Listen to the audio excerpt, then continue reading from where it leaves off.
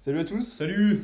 on se retrouve, jour moins 90 de ce concept. Ça fait 10 jours qu'on fait ça. Ça avance tellement vite, ça fait peur, mais en même temps, c'est cool. C'est cool parce on vous a déjà parlé C'est super, c'est C'est intéressant. super. Voilà, plein de synonymes pour dire que c'est vraiment pas mal ce concept. Après, les concours se rapprochent et ça nous fait peur. Ça me fait peur, On mais est en même terrifiés, temps, donc on fait pas de vidéo. Ciao.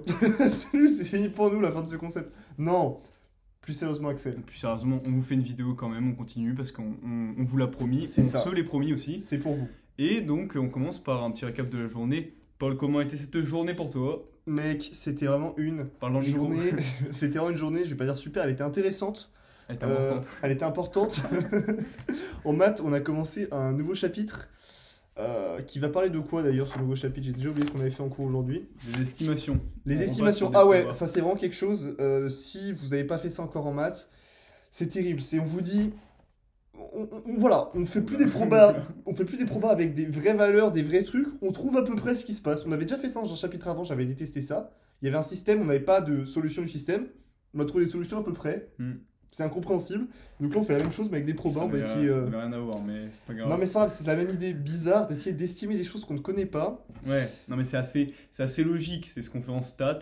Vous voulez savoir combien vous allez avoir de clients le soir, bah vous essayez de faire une estimation par rapport aux 10 derniers jours, 100 derniers jours où vous avez eu des clients. Et vous estimez, voilà, bah on va faire ça, mais on va mettre de la théorie derrière, quoi, C'est comme ça. d'hab. Voilà, donc ça c'était Comme d'hab. ça c'était pas mal. Et puis Mhm. sinon, petite journée avec la philo, c'était marrant aussi parce que la prof de philo a un peu expliqué, nous a vite fait parler du DS, dont on vous a parlé samedi déjà. Mhm. Nous a fait d'ailleurs en 3 minutes un plan genre grand 1, grand 2 incroyable qu'on aurait tous dû faire parce qu'il avait l'air simple quand elle l'a dit, ça c'était un peu frustrant Mhm. parce que j'ai pas du tout fait ça. Et Axel, toi non plus, je pense. Bah j'ai inversé le grand 2 et le grand 1. C'est-à-dire je suis parti du moins évident, ce qui est trop bizarre en philosophie. Ouais, On mais part c'est souvent du pas- plus évident. C'est pas grave, tu montres que t'es super fort, après tu te rends compte qu'il y a une dimension facile du sujet et tu finis dans les étoiles. C'est pas très grave. Peut-être, hein, on verra. On se jette pas des fleurs parce qu'on connaissait quand même pas l'expression. Voilà, donc bonne journée pour Paul, hein, à ce Exactement. qu'on peut en conclure. La philo c'était sympa, les maths c'était sympa. Les deux autres matières, bah, en histoire on a commencé l'Europe, ça se voit que notre prof est un passionné, donc super intéressant. Super cool. Et l'anglais, on va pas en parler, c'était super. Et donc voilà, super journée. Et aujourd'hui, on vous remet un petit exemple géopolitique. C'est ça. Pourquoi? Parce que devant notre DS, c'est samedi. Donc ça vous permettra d'avoir de très bons exemples par de très bons géopolitologues qui ont travaillé cette matière depuis qu'ils sont nés. En la pas vrai. personne de Axel et de moi-même. C'est pas vrai. Format court, cette vidéo, on va essayer de faire Format moins de 4 minutes. c'est Intensif, complet, précis. tout. Ça part Axel, est-ce que tu peux nous parler un petit peu de ce que c'est le 17 plus 1, mec, Voilà, s'il te plaît. donc aujourd'hui, on s'est dit, la Chine, forcément, c'est une puissance qui est très importante dans le monde aujourd'hui, mais on parle beaucoup de ses interventions. Où ça, Paul?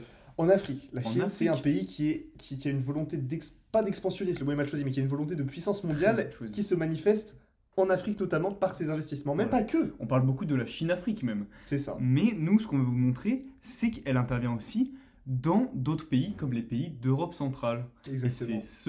c'est 17 pays d'Europe centrale qui constituent le 17, et donc le plus 1, c'est la Chine, vous l'aurez compris. Exact. Et donc on va vous parler de ce 17 plus 1. Donc c'est pour montrer vraiment des ambitions de la Chine d'abord, Mhm. pour montrer que les Chinois, en fait, ils sont partout, ils sont pas qu'en Afrique. Ils sont partout, bon, ils sont pas partout, mais ils sont très présents dans le monde, pas qu'en Ouais. Afrique. Donc, allez, 17 D'accord. plus 1. Ça commence quand? Ça commence en 2012.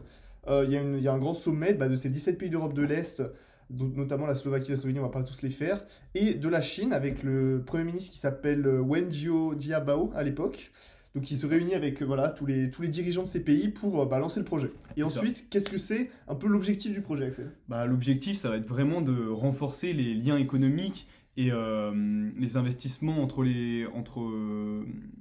la Chine et ces pays-là. C'est ça. Donc de créer des échanges commerciaux, de créer des partenaires commerciaux, et donc d'un autre côté devenir une puissance économique encore plus importante et plus diversifiée. Et notamment, la Chine, bien sûr, elle a en tête le projet des routes de la soie, qu'elle Ouais. voudrait bien faire aboutir en Europe. Bah oui. Et se rapprocher de ces pays d'Europe de l'Est, c'est un moyen pour elle, une porte d'entrée dans l'Europe. Donc c'est intéressant parce qu'aussi on peut amener une dimension européenne dans le sujet. Peut-être l'Europe qui n'est pas assez puissante pour s'unir, pour faire une seule réponse à la Chine. Et la Chine, elle va chercher un peu de façon bilatérale les pays d'Europe de l'Est pour pénétrer dans le marché européen. Qu'on va relativiser à la fin de notre explication. Mais on peut faire ce parallèle quand même. C'est ça. Qu'est-ce qu'il a fait ce 17 plus 1? Un truc concret qu'ils Voilà, ont fait. quelque chose de concret. Donc, en fait, c'est les participants du sommet de Riga en 2017, donc qui composaient Mhm, c'est 16 plus 1 et maintenant c'est le 17 plus 1. c'est ça. Ils ont annoncé la mise en place d'un fonds d'investissement qui serait un fonds d'investissement Europe centrale et orientale. Et enfin, un fonds d'investissement entre Europe centrale et Chine, quoi. C'est exactement ça, ouais. Donc voilà, on voit que la Chine, elle s'investit économiquement en Europe centrale. La Chine a promis, enfin, dans l'accord, c'est surtout la Chine qui va financer, bien sûr, ce fonds. Il y a 10 milliards d'euros qui ont été promis Mm. pour aider Voilà, notamment à pour un petit développer chiffre. des infrastructures, etc. en Europe centrale. Mais c'est à Voilà. relativiser parce que quand même, Quand même, l'Europe a beaucoup plus d'accords économiques avec ces pays que la Chine. Hein, C'est on soit ça. d'accord. et puis même les investissements européens en Europe centrale, je crois, sont à la hauteur de 12 milliards. Donc c'est même juste Plus. quantitativement plus que 12 milliards. Comment? Non, c'est plus que la Chine. C'est ça, c'est plus que la Chine en tout cas. Après, c'est quand même. Enfin, le gap peut vite être créé, quoi.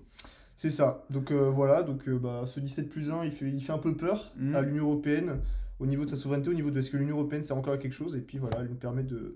Un exemple, comme on l'a dit au début de la vidéo. Voilà. Sur l'intervention chinoise. Si vous étiez là hier, vous faites le lien. La Chine développe des infrastructures, notamment, en lien avec le consensus de Pékin qui Exactement, se ouais. base sur ce développement de manière plus générale. C'est C'est ça. souvent des infrastructures, quoi, que la Chine va développer. Puis d'ailleurs, on voit bien les pays d'Europe centrale. Alors, Forte pour ça. ceux qui sont de l'Union Européenne, c'est des démocraties, mais pas tous. Et donc, bah, ça rentre dans ce dont on a parlé hier sur le consensus de Pékin qui n'accorde pas trop d'importance à si les pays qui sont ciblés par l'investissement chinois sont démocratiques ou pas. Exactement, et non-ingérence, quoi. Exactement. Voilà, donc pour ce petit résumé, 17 plus 1, on vous le rappelle, les pays d'Europe centrale et la Chine, pour Mhm. sortir de cet exemple un peu que tout le monde a, cet exemple commun de la Chine qui investit en Afrique. C'est Voilà, ça. elle investit en Europe centrale. Boum, C'est original, c'était rapide, c'est trop long. votre correcteur va être super heureux, pourtant, malgré le fait que ce soit trop long. Et donc on vous fait des gros bisous. Ciao. Bisous, ciao.